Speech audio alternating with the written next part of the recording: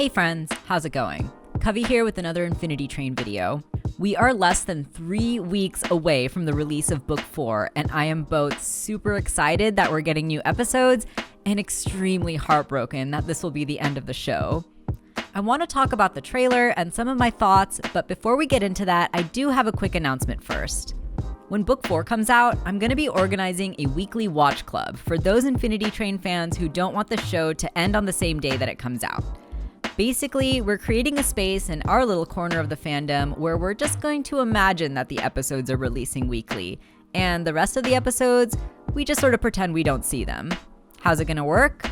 Well, starting on Saturday, April 17th, and every Saturday for the next following 5 weeks, I'll be hosting an Infinity Train discussion live stream on my Twitch channel. Each week, we'll discuss 2 episodes of Book 4, everything from what happened in that episode to theories and also predictions for the next episodes. I will not be watching ahead, so we'll all be speculating together. If you do want to watch all 10 episodes but still want to participate in the discussions, you're more than welcome to join and give your thoughts about the episodes that we're on. However, spoilers about future episodes will get you banned from the channel. My moderators are going to be watching ahead, so they'll be on the lookout for anyone trying to ruin the experience for everyone else. If you're interested in joining us, make sure you're following me over on my Twitch channel, or you can get updates by following me on Twitter or joining my Discord server. Links are all in the description. All right, let's talk about this amazing trailer. I'll admit, this breakdown was kind of hard for me to write, mainly because despite this trailer only being about 2 minutes, there's so much that happens, and we get a lot of information. In fact, during the last Infinity Train discussion livestream where we talked about the trailer in depth, we were there for about 3 hours. Some of you had some amazing thoughts and theories, and I owe a lot of what I'm about to talk about in this video to some of your observations. Thanks so much to everyone who tuned in live, and if you want to watch a recording of the full stream, I'll leave a link down in the description. But anyway, for this video, since there's so much I want to cover, I figured let's just keep it as simple as possible and break this down into parts. Part 1. New protagonists in the past. First of all, let me just say I can't even begin to state how excited I am that we have 2 Asian protagonists. Being South Asian myself, seeing more of this kind of representation in cartoons really means a lot to me. We're introduced to Min-gi Park, who is Korean-Canadian, and Ryan Akagi, who's Japanese-Canadian. I want to gush for a moment about how unabashedly Asian these boys are. Min is the first protagonist I've seen in a Western cartoon with a non-Anglo first name, and that makes me feel really seen as someone who also has an Asian name that people have struggled to pronounce. And what I'm guessing is going to be Ryan's house is filled with these little details that I swear I've seen in my friends' houses growing up. This show continues to excel and push the boundaries when it comes to representation, and I am so here for it. We're introduced to our new protagonists first in these flashback scenes to when the boys were young. We can see they have an interest in music, putting on shows for their parents, and they both draw some inspiration from David Bowie, with Min playing the stylophone, a favorite instrument of Bowie's, and Ryan rocking the Ziggy Stardust-inspired face paint, and eventually picking up the guitar. As the boys get older, their musical ambitions continue, competing in their high school's Battle of the Bands. They don't hold back on dreaming big as they plan a cross-country tour of Canada, playing shows in every city that apparently has a location of this diner chain. There's a lot of evidence that this book takes place in the past and that it's a prequel. Leah from Toon Runes covered that pretty thoroughly in her video, and I'm gonna go ahead and link to it down in the description. But let's do a quick rundown of some of these pieces of evidence.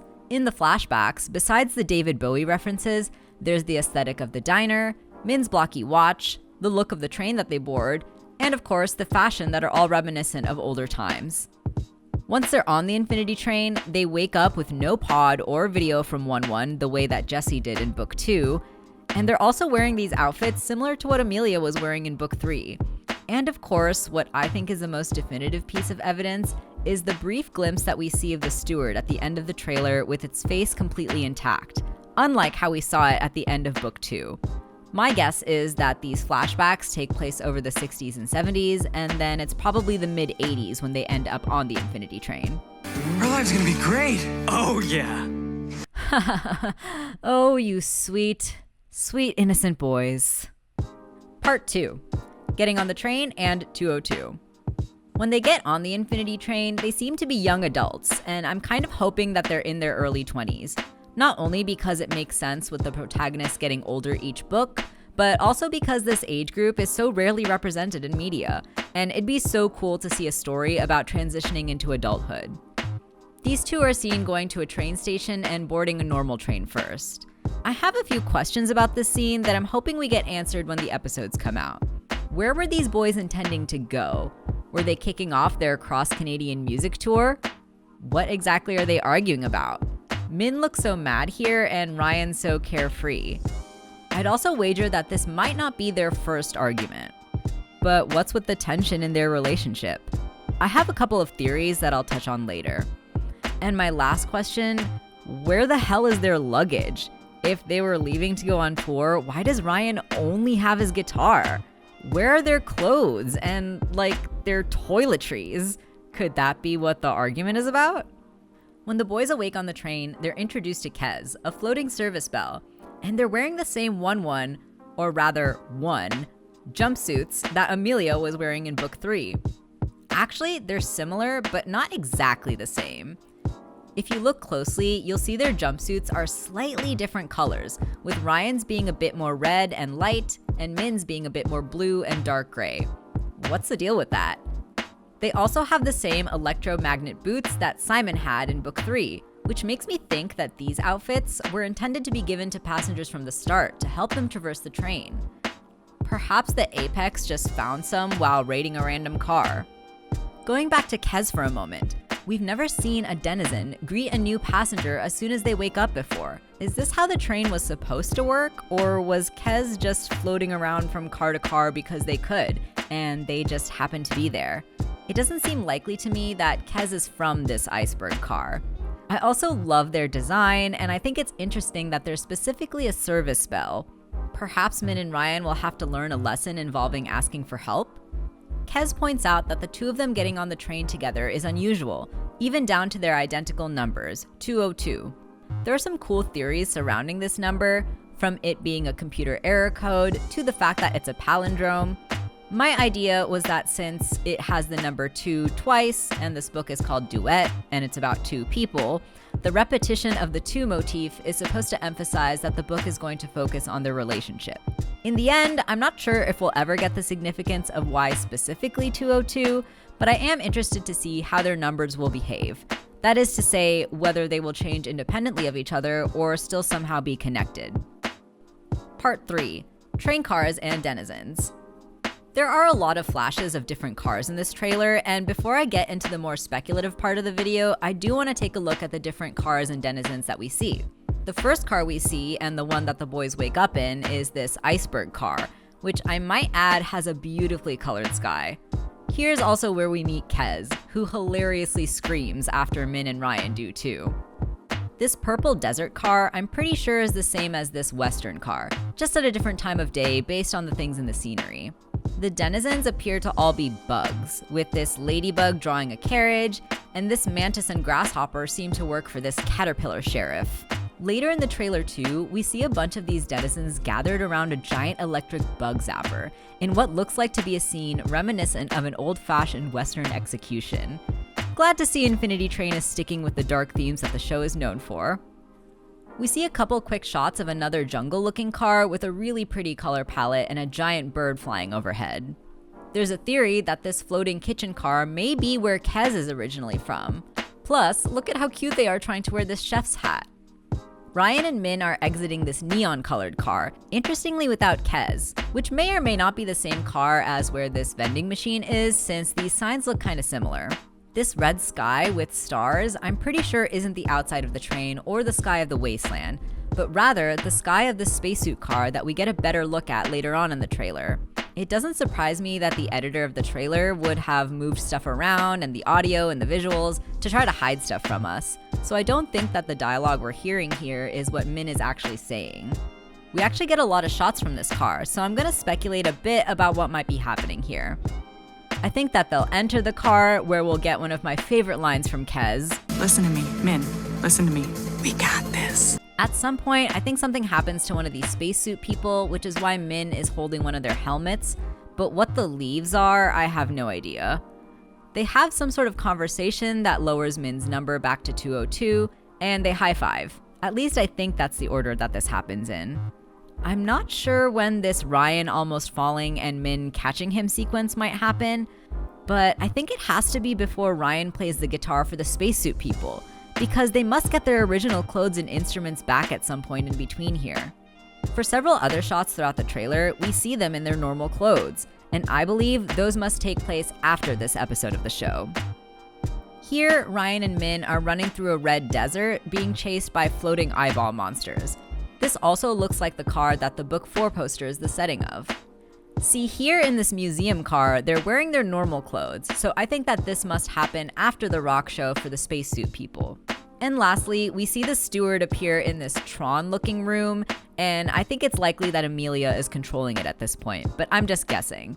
Interestingly too, these glitches here remind me of the glitches that are on the Book 4 poster. And considering we also see the steward on the poster too, I think it'll play a significant role in the book. Speaking of which, let's go ahead and switch gears and get into the more speculative part of this video. Part 4, Character Arcs and Story Speculation. The official synopsis we get along with the poster is as follows. Mingy and Ryan are childhood best friends who dream of performing in a band and traveling across Canada together. After a sudden falling out splits them apart, both find themselves aboard the mysterious Infinity Train. Lost and confused, they meet Kez, a free-spirited concierge belle, who accompanies them on their journey. As tensions rise and old wounds come to light, both Mingy and Ryan must decide if they can work together or else risk losing themselves forever aboard the Infinity Train. I'm interested to know what this sudden falling out could possibly be that caused them to go from best friends to splitting apart. In the dialogue we get in the trailer as Min and Ryan are arguing, Kez actually believes at first that the two are mortal enemies. They clarify that they're best friends, insisting that they're fine, when it's clear that they're just ignoring whatever issue caused their falling out. We also learn a lot about each of the boys' characters through the dialogue said and their body language shown. Min seems to get defensive and deflect blame, and this shot makes me think he's the kind of guy who likes to be right, while Ryan may resent that. Ryan, on the other hand, seems more carefree and go with the flow. This is in stark contrast to how we see Min react to the train, which is more anxious and pessimistic. These clashing views could lead to more disagreements on the train, continuing to strain their relationship.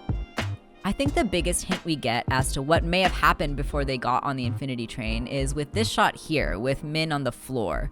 He's looking at a photo of him and Ryan as kids, while being surrounded by boxes. Could Min be moving away, causing a rift in his and Ryan's relationship? I don't know, but we'll have to wait and see. There's also a lot of suggestion in the trailer that Ryan may get his number down to 0 and his exit before Min does. The last bit of dialogue we get is, It's okay, Min! I'm not going anywhere! I won't leave you! and we see flashes of his number going down and a single door appearing.